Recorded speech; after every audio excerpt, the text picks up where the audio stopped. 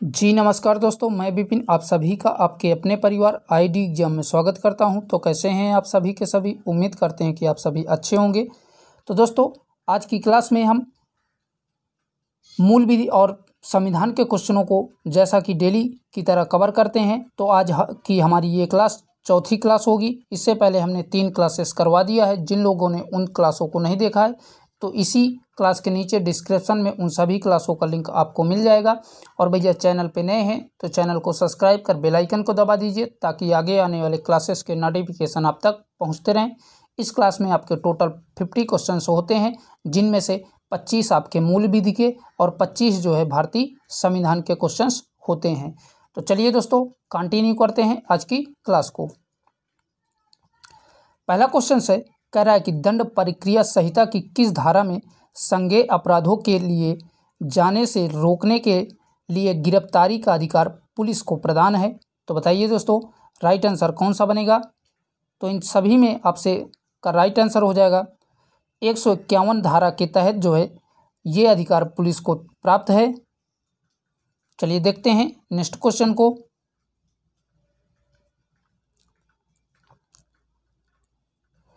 Question कह रहा है, किसी संज्ञेय अपराध की बाबत जब पुलिस किसी मामले को दर्ज करती है तो उस केस का पंजीकरण किस धारा के अंतर्गत किया जाता है। तो बताइए दोस्तों, उस केस का पंजीकरण किस धारा के अंतर्गत किया जाता है। धारा 154, धारा 160, धारा 155 या धारा 180। तो राइट आंसर हो जाएगा धारा 154 के तहत जो है किया जाता है। और बता दें, दंड प्रक्रिया संहिता की धारा 154 के अधीन प्रथम सूचना रिपोर्ट केवल संज्ञेय अपराध से संबंधित है। यहाँ पर प्रथम सूचना रिपोर्ट का तात्पर्य FIR से है। किससे भैया? FIR से जो है। और यह धारा 154 के तहत जो है केवल संज्ञेय अपराधों पर जो है से संबंधित है। ठीक है दोस्तों, आइए बढ़ते हैं नेक्स्ट क्वेश्चन की ओर। नेक्स्ट जो क्वेश्चन है, कह रहा है कि दंड प्रक्रिया संहिता के प्रावधान के अंतर्गत पुलिस थाने में भरक सड़क अधिकारी अपराध की प्रथम सूचना रिपोर्ट प्राप्त होने पर संबंधित मजिस्ट्रेट को उसकी प्रतिलिपि भेजेगा। तो किस धारा के तहत भेज सकता है? धारा 157 के तहत जो है भेजा जाता है।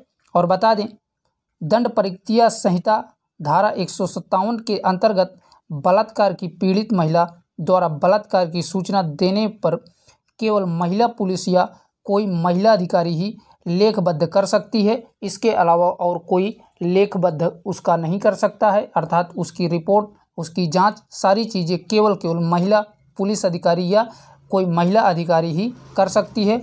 धारा 57 के तहत, 157 के तहत। ठीक है दोस्तों, चलिए बढ़ते हैं नेक्स्ट क्वेश्चन की ओर।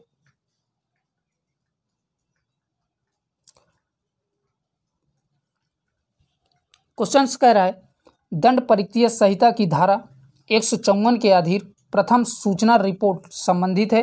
तो बताइए दोस्तों, प्रथम सूचना रिपोर्ट किससे जो है संबंधित है, जो धारा 154 में बताया गया है। तो यह केवल संज्ञेय अपराध से संबंधित है। अभी पहले ही क्वेश्चंस में हमने बताया था। तो केवल किससे? संज्ञेय अपराध से संबंधित है। और बता दें, दंड प्रक्रिया संहिता के अधीन प्रथम सूचना रिपोर्ट अर्थात FIR के अन्वेषण की नींव रखी गई थी। किसके अंतर्गत भैया? भारतीय दंड प्रक्रिया संहिता के अधीन जो है FIR के अन्वेषण की नींव रखी गई थी। और इनमें जो है 154 धारा के अंतर्गत FIR केवल संज्ञेय अपराधों के मामले में दी जाती है। चलिए देखते हैं नेक्स्ट क्वेश्चन को। अगला जो क्वेश्चन है, दंड प्रक्रिया संहिता की किस धारा में यह प्रावधान दिया गया है कि पुलिस अधिकारी से अन्वेषण के दौरान किया गया कोई कथन यदि लेखबद्ध किया जाता है तो वह उस कथन करने वाले व्यक्ति द्वारा हस्तांतरित नहीं किया जाएगा। तो ये प्रावधान किस धारा में दिया गया है? तो यह प्रावधान जो है भारतीय दंड प्रक्रिया संहिता की 162 में दिया गया है। तो ऑप्शन नंबर बी आपका करेक्ट हो जाएगा। ठीक है दोस्तों, चलिए देखते हैं नेक्स्ट क्वेश्चन को।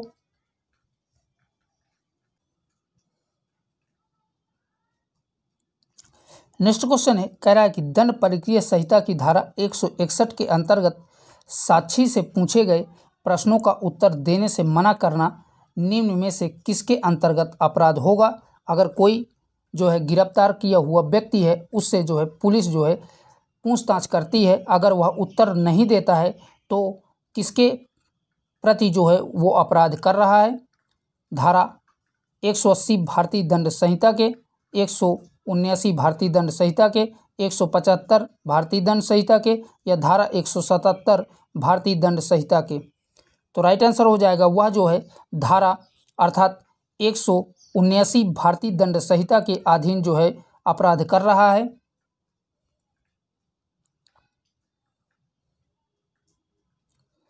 क्वेश्चन कह रहा है क्या विवेचना अधिकारी उसके समदंड प्रक्रिया संहिता की धारा 161 के अधीन परीक्षण के क्रम में किए गए कथनों का उल्लेख बद्ध करने के लिए बाध्य है। तो ये आपका बाध्य नहीं होता है। ठीक है दोस्तों, तो राइट आंसर आपका ऑप्शन नंबर बी करेक्ट हो जाएगा। चलिए देखते हैं नेक्स्ट क्वेश्चन को। क्वेश्चन कह रहा है एक मजिस्ट्रेट को किसी अपराध की विवेचना करते हुए पुलिस को निर्देश जारी करने की शक्ति किसके अंतर्गत प्राप्त है। तो बताइए दोस्तों, किसी मजिस्ट्रेट को पुलिस को निर्देश देने की शक्ति किसके अंतर्गत प्राप्त है। तो राइट आंसर हो जाएगा दंड प्रक्रिया की धारा 156 के तीसरे के अनुसार जो है किसी भी मजिस्ट्रेट को पुलिस अधिकारी को निर्देश देने की शक्तियाँ प्राप्त हैं। चलिए देखते हैं नेक्स्ट क्वेश्चन को। एक बार आप सभी क्लास को शेयर कर दीजिए और चैनल को अभी तक आप लोगों ने सब्सक्राइब नहीं किया है तो आप सभी से रिक्वेस्ट है कि चैनल को भी सब्सक्राइब कर दीजिए। क्वेश्चन है भारतीय साक्ष्य अधिनियम की कौन सी धारा दहेज मृत्यु से संबंधित है। तो बताइए दोस्तों, कौन सी जो है भारतीय साक्ष्य अधिनियम की धारा दहेज से के मृत्यु से संबंधित है। तो राइट आंसर हो जाएगा धारा 173 की बी जो है यही दहेज मृत्यु से संबंधित है। और बता दें भारतीय साक्ष्य अधिनियम जो है 1 सितंबर 1872 को जो है लागू हुआ था और इस अधिनियम में 167 धाराएं तथा 11 अध्याय हैं। तो साथ में ये भी याद रखिएगा कितने भैया 167 कुल धाराएं और इसमें 11 अध्याय हैं और यह 1872 को जो है भारतीय साक्ष्य अधिनियम 1 दिसंबर 1872 को लागू हुआ था। चलिए देखते हैं नेक्स्ट क्वेश्चन को। अगला जो क्वेश्चन है कह रहा कि संक्षिप्त विचारण अर्थात समरी ट्रायल में कितने अवधि के लिए अधिकतम कारावास की सज़ा दी जा सकती है। तो समरी ट्रायल में अधिकतम जो है 3 माह से अधिक सज़ा नहीं दिया जा सकता है। तो ऑप्शन नंबर ए आपका करेक्ट हो जाएगा। और बता दें दंड प्रक्रिया संहिता की धारा 262 के 2 के अंतर्गत संक्षिप्त विचारण की दोष सिद्धि की दशा में कारावास दंडादेश की अवधि 3 माह या उससे अधिक नहीं हो सकती है अर्थात नहीं होनी चाहिए। ठीक है दोस्तों, चलिए बढ़ते हैं अगले क्वेश्चन की ओर।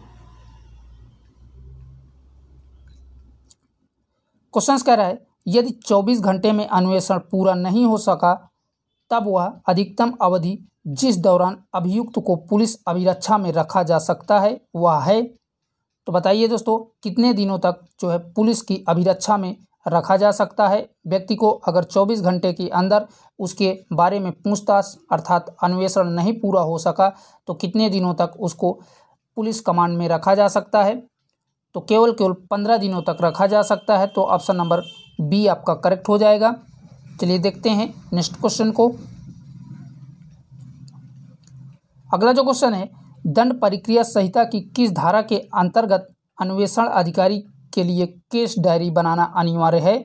तो बताइए दोस्तों, अन्वेषण अर्थात जो छानबीन जो भी अधिकारी करता है उसके लिए केस डायरी बनाना क्यों अनिवार्य है, किस धारा के अंतर्गत। तो राइट आंसर हो जाएगा धारा जो है 172 के अंतर्गत जो है उसे डायरी केस डायरी बनाना अनिवार्य है। और बता दें दंड प्रक्रिया संहिता की धारा 172 की आवश्यकता है कि धारा 161 के अधीन अन्वेषण के दौरान निम्नलिखित किए गए साक्ष्यों को केस डायरी में लिखना जरूरी है। ठीक है दोस्तों, क्योंकि धारा 161 के तहत क्या किया जाता है, अन्वेषण किया जाता है और धारा 172 क्या बताती है कि जो भी अन्वेषण किया जाएगा उसको एक डायरी में लिखा जाएगा। तो दोनों के दोनों याद रखिएगा। चलिए देखते हैं अगले क्वेश्चन को। क्वेश्चन कह रहा है दंड प्रक्रिया संहिता की किस धारा में एक अभियुक्त व्यक्ति स्वयं सक्षम साक्षी हो सकता है? तो बताइए दोस्तों, किस धारा के अंतर्गत कोई भी व्यक्ति स्वयं सक्षम साक्षी हो सकता है? तो राइट आंसर हो जाएगा धारा 315 के तहत जो है भारतीय दंड प्रक्रिया संहिता के वो सक्षम साक्षी हो सकता है। आइए देखते हैं अगले क्वेश्चन को। अगला जो क्वेश्चन है कह रहा है कि दंड प्रक्रिया संहिता की किस धारा में निःशुल्क विधिक सहायता का प्रावधान है? तो बताइए दोस्तों, किस धारा में जो है निःशुल्क विधिक सहायता का प्रावधान दिया गया है? धारा 305 में, धारा 300 में, धारा 304 में या धारा 310 में? तो इन सभी में आपका राइट आंसर हो जाएगा धारा 304 में जो है निःशुल्क विधिक सहायता का प्रावधान दिया गया है भारतीय दंड प्रक्रिया संहिता के। और बता दें, दंड प्रक्रिया संहिता की धारा 304 के अंतर्गत राज्य के खर्चों पर अभियुक्त को विधिक सहायता प्रदान की जाती है और यह प्रावधान संविधान के अनुच्छेद 39 के समान है। ठीक है दोस्तों, भारतीय दंड प्रक्रिया संहिता की धारा 304 और भारतीय संविधान का अनुच्छेद 39 का दोनों जो है एक समान है। ठीक है दोस्तों, याद रखिएगा, पूछ सकता है कि भारतीय दंड प्रक्रिया संहिता की कौन सी धारा और अनुच्छेद 39 का किसके समान है? तो 39 का जो है धारा 304 के जो है एक समान है, तो याद रखिएगा। चलिए बढ़ते हैं नेक्स्ट क्वेश्चन की ओर। क्वेश्चन कह रहा है निम्नलिखित में से मृत्यु समीक्षा रिपोर्ट के अंतर्विष्ट होना चाहिए। तो बताइए दोस्तों, किसी भी व्यक्ति की मृत्यु समीक्षा रिपोर्ट के अंतर्विष्ट क्या क्या होना चाहिए? हथियारों का ब्यौरा, मृत्यु के दृश्यमान कारण, घटना का ब्यौरा या अभियुक्त के नाम? तो राइट आंसर हो जाएगा मृत्यु के दृश्यमान कारण, उसके मतलब दृश्यमान कारण का होना आवश्यक है। तो ऑप्शन नंबर बी आपका करेक्ट हो जाएगा। अगला जो क्वेश्चन है कह रहा है कि किसी मामले में भार साधक लोक अभियोजक को दंड प्रक्रिया संहिता की कौन सी धारा अभियोजक वापस लेने की अनुमति प्रदान करती है? तो बताइए दोस्तों, किस धारा के अंतर्गत जो है अभियोजन वापस लेने की अनुमति को प्रदान करती है? धारा 305, धारा 321, धारा 320, धारा 325?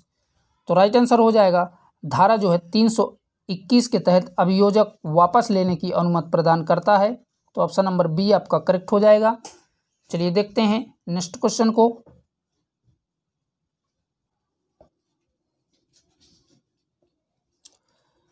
नेक्स्ट जो क्वेश्चन है कह रहा है कि दंड प्रक्रिया संहिता की किस धारा में विवाह के विरुद्ध अपराधों के लिए अभियोजक के प्रावधान दिए गए हैं? तो बताइए दोस्तों, किस धारा में जो है विवाह के विरुद्ध अपराधों को जो है दर्शाया गया है? तो राइट आंसर हो जाएगा धारा 198 में जो है इसका प्रावधान दिया गया है। चलिए देखते हैं अगले क्वेश्चन को। क्वेश्चन कह रहा है किसी व्यक्ति को मरा हुआ माना जाएगा अगर उसके बारे में डैश वर्षों से कुछ नहीं सुना गया है। तो बताइए दोस्तों, कोई भी व्यक्ति को मरा हुआ माना जाएगा उसके बारे में कितने वर्षों से कुछ भी ना सुना गया हो? तो राइट आंसर हो जाएगा 7 वर्षों से अगर किसी भी व्यक्ति के बारे में कुछ भी ना सुना गया हो तो उसे जो है मरा हुआ माना जाएगा भारतीय दंड प्रक्रिया संहिता के अंतर्गत। चलिए देखते हैं नेक्स्ट क्वेश्चन को। अगला जो क्वेश्चन है कह रहा है कि राष्ट्रीय महिला आयोग अधिनियम 1922 कब लागू हुआ? तो बताइए दोस्तों, राष्ट्रीय महिला आयोग अधिनियम 1922 कब लागू हुआ था? तो राइट आंसर हो जाएगा 1992 में ये लागू किया गया था। और बता दें, राष्ट्रीय महिला आयोग अधिनियम 31 जनवरी 1992 को लागू हुआ है। इस अधिनियम में कुल 5 अध्याय और 17 धाराएं हैं। तो साथ में याद रखिएगा, इसमें कितने 5 अध्याय और टोटल जो है 17 धाराएं हैं राष्ट्रीय महिला आयोग अधिनियम में। ठीक है दोस्तों, बढ़ते हैं अगले क्वेश्चन की ओर। अगला जो क्वेश्चन है, राष्ट्रीय महिला आयोग में अध्यक्ष सहित कुल कितने सदस्य होते हैं? तो बताइए दोस्तों, इसमें राष्ट्रीय महिला आयोग में अध्यक्ष सहित कुल कितने जो है सदस्य होते हैं, तो इसमें जो है टोटल 7 सदस्य होते हैं। और बता दें, राष्ट्रीय महिला आयोग अधिनियम की धारा 3 राष्ट्रीय महिला आयोग के गठन का प्रावधान दिया गया है और इस धारा के अनुसार आयोग में अध्यक्ष सहित मिलाकर के 7 सदस्य का प्रावधान है। तो किसमें भैया, धारा 3 में जो है राष्ट्रीय महिला आयोग की धारा 3 में जो है इसके गठन का प्रावधान दिया है और इस धारा के अनुसार जो है इसमें टोटल जो है अध्यक्ष को मिला करके 7 सदस्यों का प्रावधान दिया गया है। तो याद रखिएगा। चलिए देखते हैं अगले क्वेश्चन को। अगला जो क्वेश्चन है, कह रहा है कि राष्ट्रीय महिला आयोग में अनुसूचित जाति और अनुसूचित जनजाति के व्यक्तियों में से प्रत्येक का कम से कम कितने सदस्यों का होना आवश्यक है। तो इसमें जो है अनुसूचित जाति और अनुसूचित जनजाति के व्यक्तियों का होना जो है एक या होना आवश्यक है। तो right answer option number A आपका करेक्ट हो जाएगा। चलिए देखते हैं नेक्स्ट क्वेश्चन को। क्वेश्चन कह रहा है, राष्ट्रीय महिला आयोग अधिनियम 1992 की किस धारा में आयोग की शक्तियों एवं कार्यों का उल्लेख किया गया है। तो बताइए दोस्तों, राष्ट्रीय महिला आयोग अधिनियम 1992 की किस धारा में जो है उसके शक्तियों और कार्यों का वर्णन किया गया है। तो राइट आंसर हो जाएगा धारा 10 में जो है इसका वर्णन किया गया है।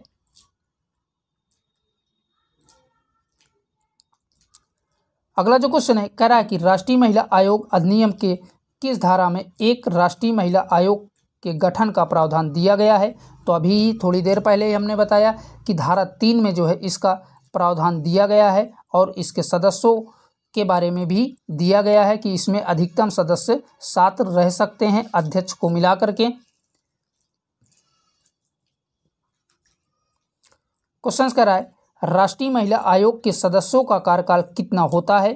तो बताइए दोस्तों, इनके सदस्यों का कार्यकाल कितने वर्षों का होता है। तो राइट आंसर हो जाएगा, इनके सदस्यों का कार्यकाल 3 वर्ष का होता है। ठीक है, राष्ट्रीय महिला आयोग के सदस्यों का कार्यकाल 3 वर्ष के लिए होता है।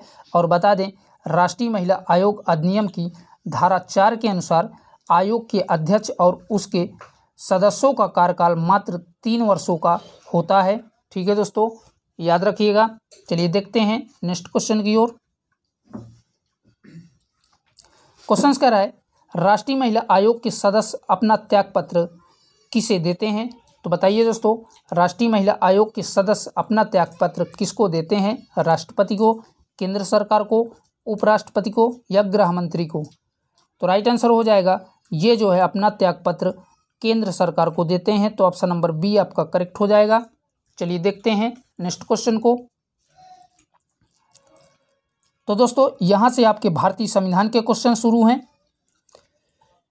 क्वेश्चन कह रहा है, भारतीय संविधान की कौन सी अनुसूची में राज्यों के नामों की सूची तथा उनके राज्य क्षेत्र का ब्यौरा दिया गया है। तो बताइए दोस्तों, कौन सी अनुसूची में राज्यों के नाम और उनके क्षेत्र का ब्यौरा दिया गया है।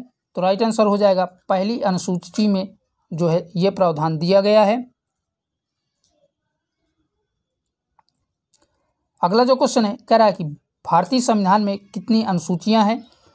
तो वर्तमान में भारतीय संविधान में कुल 12 अनुसूचियां हैं। ठीक है दोस्तों, और बता दें, अगर आपसे मूल संविधान में पूछता है तो मूल संविधान में टोटल 8 अनुसूचियां थी और वर्तमान में जो है 12 अनुसूचियां हैं। तो दोनों के दोनों याद रखिएगा। क्वेश्चन कह रहा है, निम्नलिखित का मिलान कीजिए। तो एक तरफ आपका संविधान की अनुसूचियां दी हुई है और दूसरी तरफ उससे संबंधित विषय दिए गए हैं।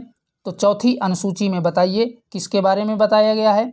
तो चौथी अनुसूची जो है राज्यसभा से संबंधित है। तो ए का पहले से, दूसरा कह रहा है छठी। तो छठी अनुसूची जो है जनजातीय क्षेत्रों से संबंधित है। तो बी का तीसरे से। और नेक्स्ट कह रहा है 8वीं। तो 8वीं अनुसूची में जो है भाषा का प्रावधान दिया गया है। और 9वीं अनुसूची जो है भूमि सुधार से संबंधित है। तो इस प्रकार से दोस्तों इसका मिलान हो जाएगा। स्क्रीनशॉट लेना चाहते हैं तो ले सकते हैं।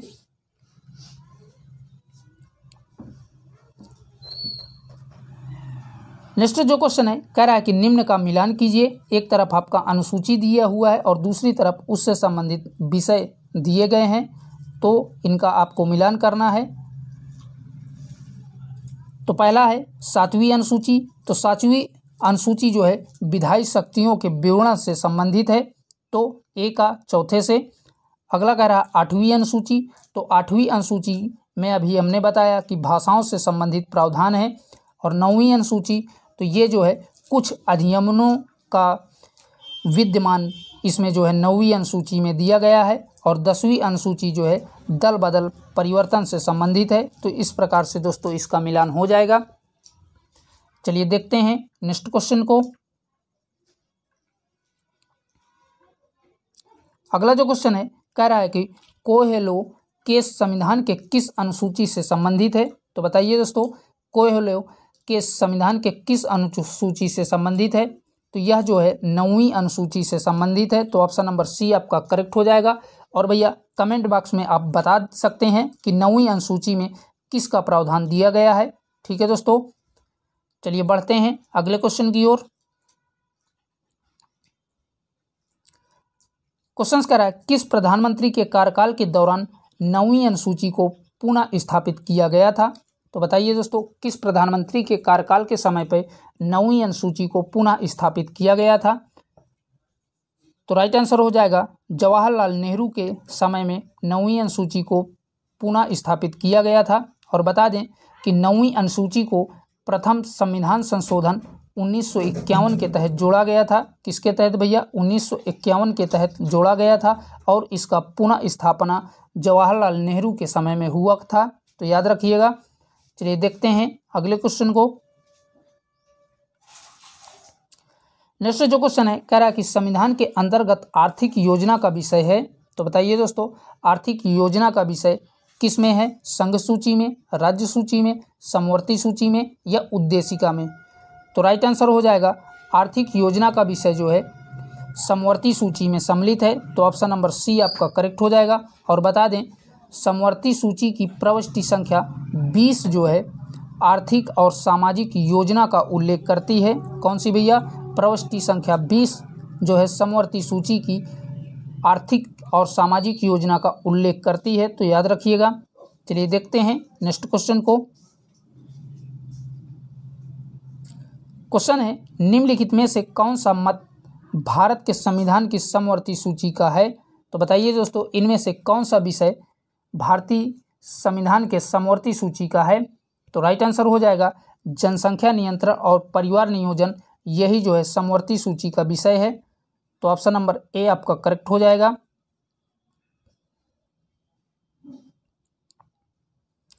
अगला जो क्वेश्चन है कह रहा है कि निम्नलिखित में से किसका सही मिलान नहीं है। तो बताइए दोस्तों, इनमें से किसका सही मिलान नहीं है। 1 समवर्ती सूची, ये आपका सही दिया है। अगला कह रहा है शेयर बाजार समवर्ती सूची, ये आपका गलत दिया है। और अगला कह रहा है डाकघर बचत बैंक, तो ये जो है आपका संघीय सूची, ये भी आपका सही है। नेक्स्ट कह रहा है जन स्वास्थ्य राज्य सूची, ये भी सही दिया है। तो राइट आंसर हो जाएगा शेयर बाजार समवर्ती सूची, यही आपका गलत ऑप्शन नंबर बी दिया हुआ है। और बता दें शेयर बाजार समवर्ती सूची में नहीं बल्कि ये संघ सूची का विषय है। तो याद रखिएगा। साथ में ये भी किसका भैया? शेयर बाजार है, संघ सूची का विषय है। आइए देखते हैं नेक्स्ट क्वेश्चन को।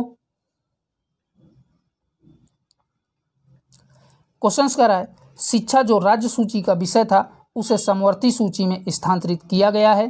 तो बताइए दोस्तों, शिक्षा को जो है समवर्ती सूची में किस संशोधन के तहत स्थानांतरित किया गया था।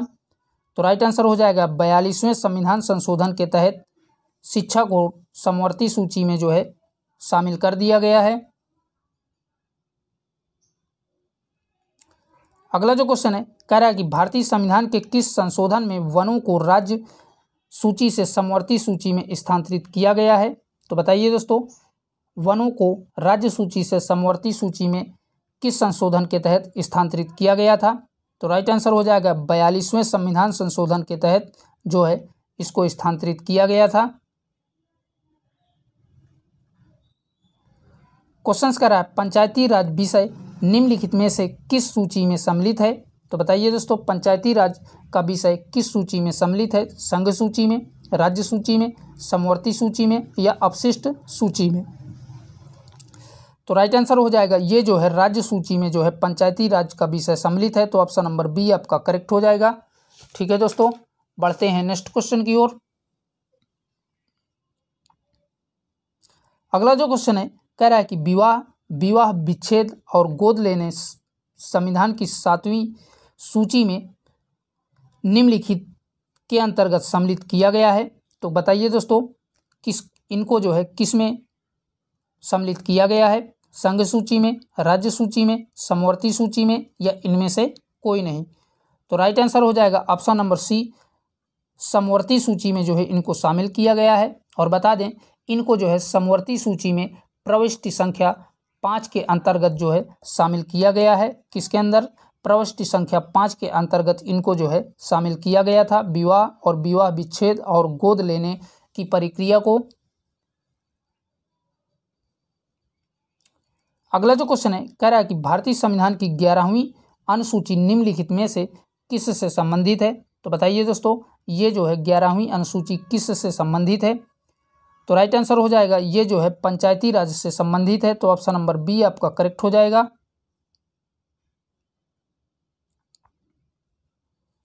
अगला जो क्वेश्चन है कह रहा है कि भारत के संविधान के निर्माता मत निम्न में से प्रतिबंधित है। तो बताइए दोस्तों भारतीय निर्माताओं का जो है मत किस में जो है प्रतिबंधित है। तो राइट आंसर हो जाएगा उद्देशिका में इनका मत प्रतिबिंबित है। ठीक है दोस्तों, और बता दें संविधान निर्माता जो है उद्देशिका को कुंजी कहा है, निर्माताओं की कुंजी कहा है, संविधान निर्माताओं की इसको जो है उद्देशिका को कुंजी कहा जाता है, तो याद रखिएगा। चलिए देखते हैं नेक्स्ट क्वेश्चन को। अगला जो क्वेश्चन है कह रहा है कि भारतीय गणतंत्र की 26 जनवरी 1950 को सही संवैधानिक वस्तु स्थिति क्या थी जब संविधान लागू किया गया था। तो बताइए दोस्तों उद्देशिका में जब संविधान लागू किया गया था तो उसकी स्थिति क्या थी इन चारों में से। तो राइट आंसर हो जाएगा ऑप्शन नंबर सी आपका करेक्ट हो जाएगा, संप्रभुत्व संपन्न लोकतंत्रात्मक गणराज्य, यही जो है उद्देशिका में दिया गया था। लेकिन 42वें संविधान संशोधन में जो है समाजवादी, पंथनिरपेक्ष और अखंडता शब्दों को जोड़ा गया था। तो साथ में याद रखिएगा कब भैया, समाजवादी, पंथनिरपेक्ष और अखंडता शब्दों को 42वें संविधान संशोधन के तहत उद्देशिका में जोड़ा गया था। चलिए बढ़ते हैं अगले क्वेश्चन की ओर।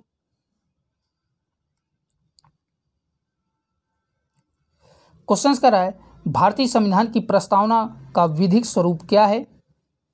तो इसका विधिक स्वरूप यही है कि यह लागू नहीं किया जा सकता है, तो ऑप्शन नंबर बी आपका करेक्ट हो जाएगा। ठीक है दोस्तों, और बता दें इसकी प्रवृत्ति जो है अर्थात प्रकृति की उद्देशिका की न्याय योग्य नहीं है, इसीलिए इसे लागू नहीं किया जा सकता है। तो याद रखिएगा प्रस्तावना की जो है प्रकृति न्याय योग्य नहीं है, इसलिए इसे लागू नहीं किया जा सकता है, तो याद रखिएगा। चलिए देखते हैं अगले क्वेश्चन को।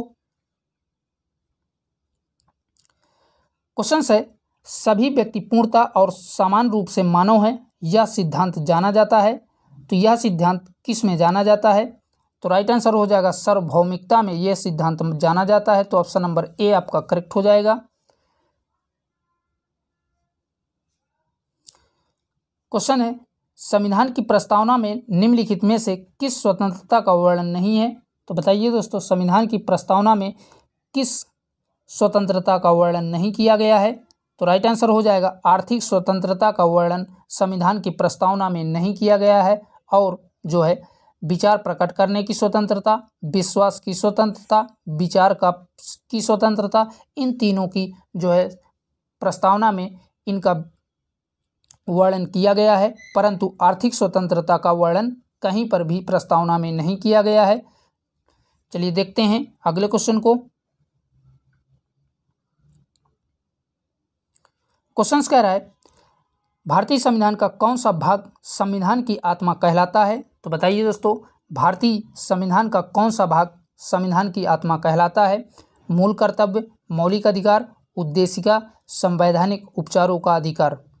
तो राइट आंसर हो जाएगा ऑप्शन नंबर सी करेक्ट हो जाएगा। पंडित नेहरू के अनुसार जो है उद्देशिका को जो है संविधान की आत्मा कहा जाता है, लेकिन डॉक्टर भीमराव अंबेडकर के तहत संवैधानिक उपचारों अर्थात अनुच्छेद 32 को जो है संविधान की आत्मा कहा जाता है। तो याद रखिएगा, इस प्रश्न का आंसर ऑप्शन नंबर सी उद्देशिका करेक्ट हो जाएगा। अगर आपसे पूछता है कि डॉक्टर भीमराव अंबेडकर ने किसे जो है संविधान की आत्मा कहा है, तो अनुच्छेद 32 जिसमें संवैधानिक उपचारों का विचार दिया गया है, तो उन जो है इसको 32 को डॉक्टर भीमराव अंबेडकर ने संविधान की आत्मा कहा है। तो याद रखिएगा, दोनों के दोनों, पंडित नेहरू ने उद्देशिका को कहा है, लेकिन डॉक्टर भीमराव अंबेडकर ने अनुच्छेद 32 अर्थात संवैधानिक उपचारों को संविधान की आत्मा कहा है।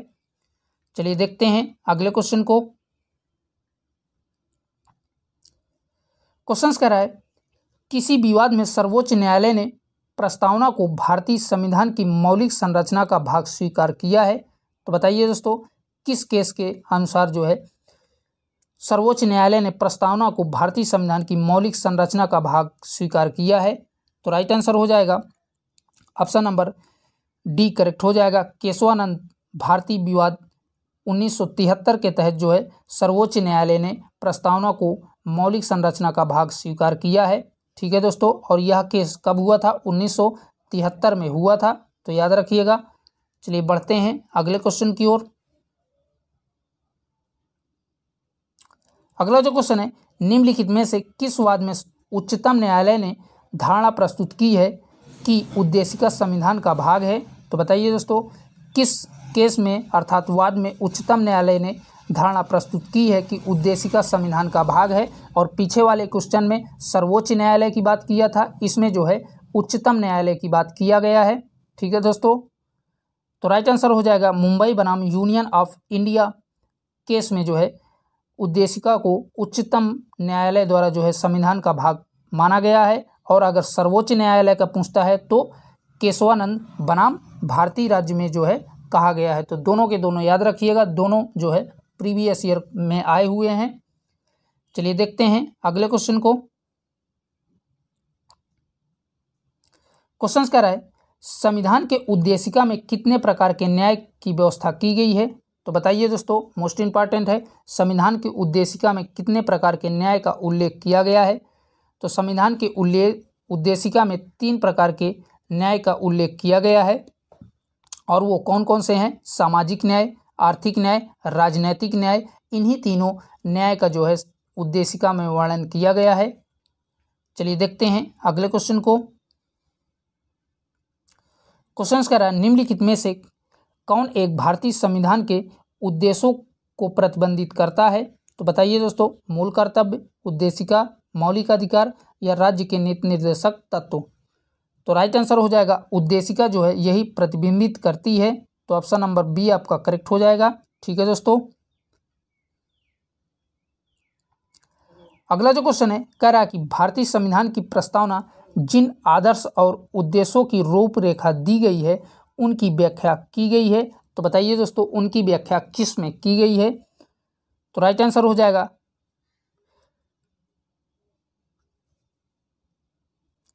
ऑप्शन नंबर सी करेक्ट हो जाएगा। मूल अधिकार, नीति निर्देशक सिद्धांत और मौलिक कर्तव्य के अध्याय में जो है इसकी व्याख्या की गई है। तो ऑप्शन नंबर सी आपका करेक्ट हो जाएगा। ठीक है दोस्तों, तो दोस्तों आज के लिए इतना ही। यहीं तक आपकी क्लास में जो है 50 क्वेश्चंस थे जो कि हमने आपके साथ कवर किया, और ये सारे के सारे प्रीवियस ईयर क्वेश्चन थे। और भैया, चैनल को अभी तक आप लोगों ने सब्सक्राइब नहीं किया है तो आप सभी से रिक्वेस्ट है कि चैनल को सब्सक्राइब कर दीजिए। फिर मिलेंगे इसकी क्लास 5 में, तब तक के लिए बाय बाय, टेक केयर, जय हिंद।